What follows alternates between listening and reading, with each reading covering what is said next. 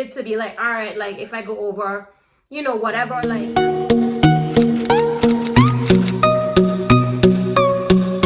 Hey guys, what's up? What going on? It's your girl Niqua of Traveling with Niqua, and today I am back with a video, travel tips video, and we are actually going to be talking all things money, finance, and trip preparation, okay?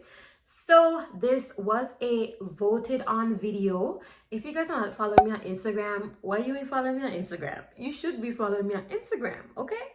But I did a poll like in the summer asking, you know, my Instagram followers to vote on an upcoming YouTube video, and this one was voted on to talk about how I financially prepare for trips. So how I'm going to split this video up is basically like in categories, like when it comes to, you know, planning my flights, how I kind of think about that and budget for that, when it comes to accommodations and transportation and just all things, you know, money and trips. So let's get right into the video. So before a trip, a lot of the planning definitely happens prior to a trip, right? Because it's like, okay, where am I even going? Okay. So one of the first things that basically starts my trip is the flights. So I first figure out financially, like how am I going to be covering the flights?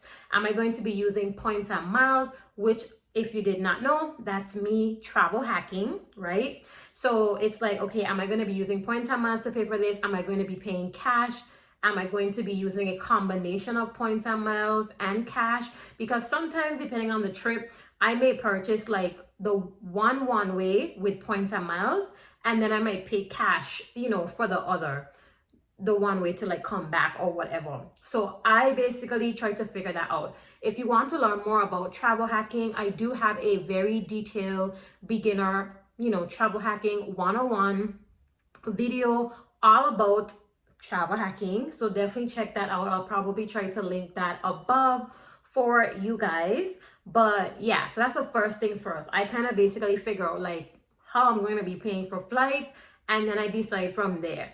If it is something that is feasible for me at that time, like if I'm paying cash, I definitely go ahead and lock in my flight once I, you know, feel like this is a good deal for where I want to go. So how I cover that is normally what I do is I go into my travel savings account, see how much money is in there, check how much the flight is, and if I'm paying for cash, obviously I'll swipe my credit card, pay for that, and then pay off the credit card from that purchase, okay? So the next step is when it comes to like activities, well, I kind of probably do accommodations first, but let me talk about activities.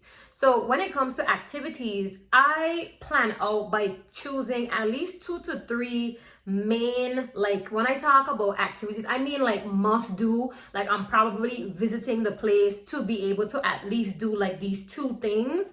So I map out like my must do 2 to 3 activities that I consider as like my main activities, and I will be planning like my trip around those. So I map those out, and then it's easy for me to then price those out ahead of time, even if I may not be purchasing them like right away. While I'm planning my trips, I'm able to like go on like TripAdvisor, Viator, Airbnb experiences, all of those type of platforms, and just kind of start pricing out how much things cost. If I am at a spot where I'm like, all sure about this is what I want to do, I do go ahead and kind of pay for those in advance. And again, I do the same thing, how I do the flights, use one of my travel credit cards, and then pay that off from my travel savings. So by me basically already creating like some of my itinerary, I'm already getting certain costs out of the way before the trip actually even happens. And that works well for my budget because I'm not going to be spending like all of the money at once when I'm on the trip. So that's kind of why I plan out at least like 2 to 3 main activities and kind of like pay for those in advance.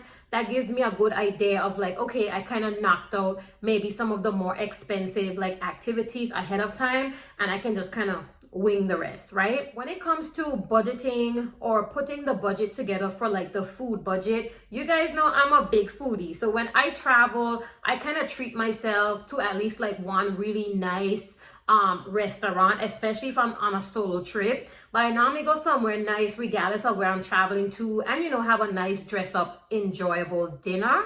So if you would like to really start getting, I guess, an idea of like maybe what things cost in that country or that state, definitely feel free to like use different blogs, because a lot of times people, when they're writing blogs about the places, they'll kind of like suggest like, okay, yeah, this is very pricey, or this is like, very like in between, or it's super cheap, and they may even be giving like how much things cost, right? And then if you really want to be detailed, you can obviously just look up like the menu, not to like pick out like, oh well, I'm definitely going to just eat this fish because it's $30. Not really for that, but just to have a general idea of like, okay, like this nice dinner is gonna cost me at least $100, right? So like for me, that's kind of how I'm more like a little high level. Like I'm not there trying to be like, oh, I'm only spending $20 or anything like that. That's definitely not how I plan my trips.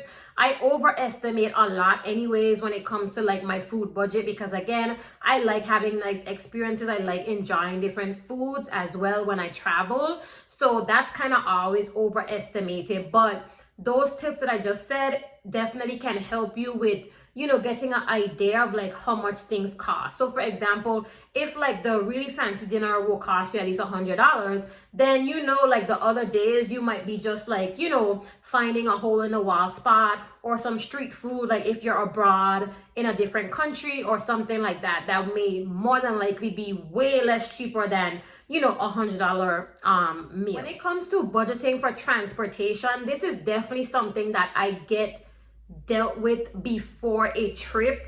And the easy way to kind of budget for this, like especially if you're not going to be like renting a car, for example, because obviously if you're renting a car, you already kind of like know what the rental cost is for your trip, so that's a little easy. But let's say you're going to be doing ride share and things like that, if I want to know like how expensive like a place is and I'm gonna be using ride share, I literally would just pull up like the Uber app and I would type in, like the airport and then like the accommodations of like where I'm going. Normally, I probably will be staying in some type of like downtown or, main area. So I kind of just price that out and be like, oh, okay. And it'd be like $40 from the airport to the downtown or whatever.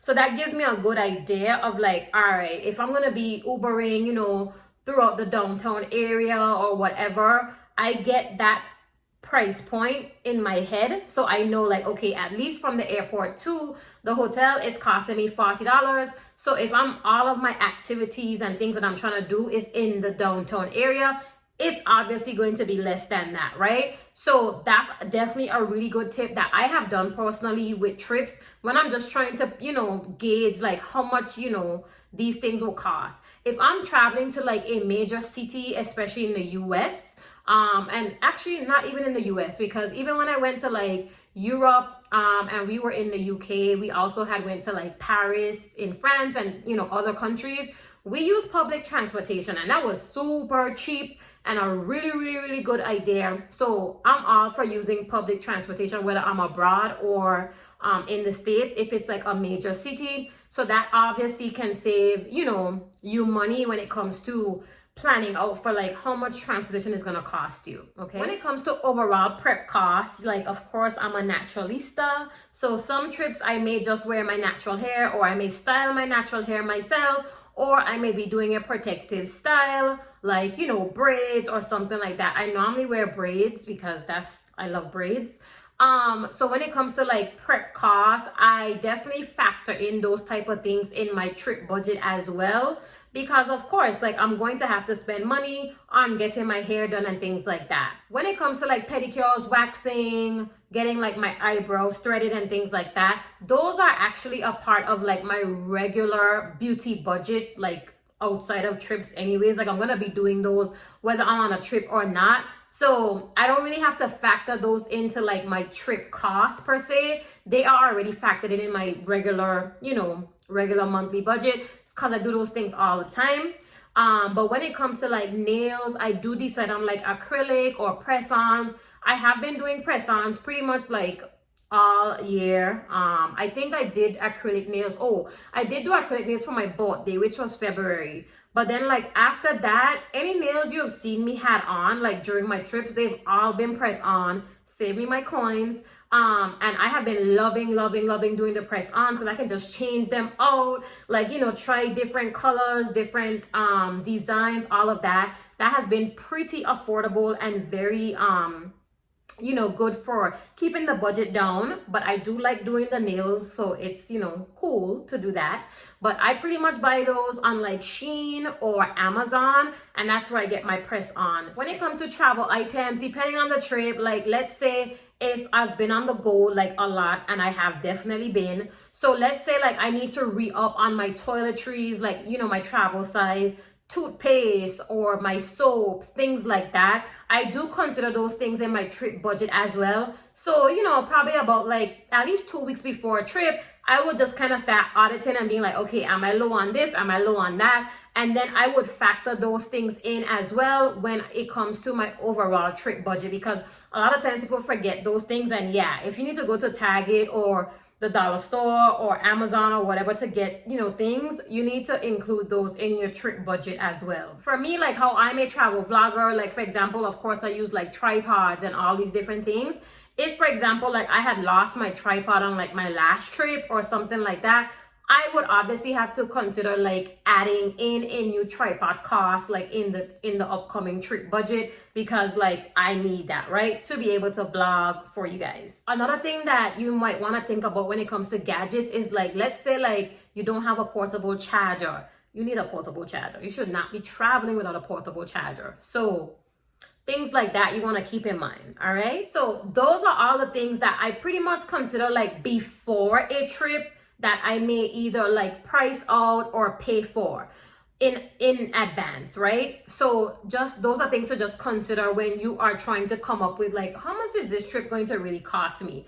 That's kind of my thought process. I do also decide on accommodations, but because I'm not paying for accommodations most of the time before the trip, I kind of put hotel costs in this section, which is the things that I do during a trip.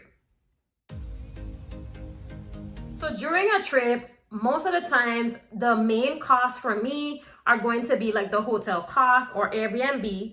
And if you did not know, Airbnb actually takes deposits now. So just say, for example, you're booking an Airbnb with a group or whatever. If you guys want to kind of like split out those costs, you can do the deposit. And then I think about like a week or so before your trip, they charge the balance to whatever card that booked the Airbnb. So that's a good thing as well, because sometimes like you may not want to like pay for everything, you know, up front, and that's fine. For me personally, because I primarily stay in hotels, I pretty much book hotels that I don't really have to pay for until I get there. I just like doing that. It's easy for me to do. I primarily stay in Marriott properties as well when I do stay in hotels, once they are available. So I kind of just do that. And that definitely helps me to kind of like map out again, like my cash flow when it comes to a trip. So because the hotel cost might be a couple $100s, I already know that, okay, during the trip, I'm going to have to make sure that I have money in my travel savings account to be able to cover my hotel costs. Let's say like if I need to re-up my travel account, or if the money is just sitting there, which most of the times there's obviously always money in there, but depending on the trip that I'm on, sometimes I just add more money in there to just make sure, like, you know, your girl's straight. Because I booked the hotel before coming on the trip, I obviously know what that cost is. So when it comes to just, you know, planning out my overall budget, I know for a fact, like, okay, my hotel is gonna cost me $500, okay? So that definitely helps when it comes to planning your trip and being financially prepared. When it comes to just spending on the trip, as I told you guys, a lot of the times I add buffers, and I am not really like a very like, oh, like I said I was only gonna spend $400 on food and I spent $450. I don't care. I don't really care when it comes to that type of stuff. I just in general have an overall idea of like, okay, this trip might cost me about $1,500, like, you know, but I'm not like, oh my God, like I went over by $50. Like, that's not how I budget out my trips. I'm just kind of just showing you guys the things that you need to prepare for and how I go through the process of maybe like budgeting out in general. But I'm not like going back, and I'll talk about that in a little bit, but I'm not like going back and like checking like, okay, like exact, right? Like, so when it comes to just spending on the trip, I primarily use my travel credit card, and more than likely that's my Chase Sapphire card. If you want to learn more about that card, probably follow me on Instagram because I talk about that card a lot. And I think I did reference it as well in the travel hacking video. So if you have not watched that video, definitely go back and check that. But I just use my credit card and I just swipe, you know, on the trip for just food and different things like that. I just kind of like visually like look at my credit card balance. And the one thing that I do is my credit card is always at 0 before a trip, so that I know when I'm done with the trip, everything that I'm seeing is my travel expenses. So it's easy for me to just generally see like, okay, like right now, like my card has on like $1,200 from this XYZ trip. All right, bet, like I had originally budgeted like 14. So okay, I $200 on the budget. I literally would just pay off the card in full directly from my travel savings account because it is linked to my credit cards for banks that I pay, you know, the credit card from. So I would just, you know, overall look at what the amount is, kind of just like check everything, make sure there's no fraud on my account, anything like that. All the transactions look normal. I would do a lump sum payment. So again, I'm not owing on my credit card at the end of any trips. Once everything, you know, settles and they are processed, I go ahead and make a lump sum payment to my credit card to pay it off in full after every single trip like clockwork. So that's all I have for you guys for today's video on how I financially prepare for trips and make sure that, you know, your girl is having a grand time, but of course still being financially responsible. And when you're going on trips, you know that you can plan in advance and not to be tight, because as you guys can see, that's not how I am with my trips. Or when I'm planning my trips, I always have a buffer included to be like, all right, like if I go over, you know, whatever. Like, thank you guys so much for watching. I hope this video gave you some good insight into how you can also financially prepare for your trips, okay? And how I do things. Bye guys.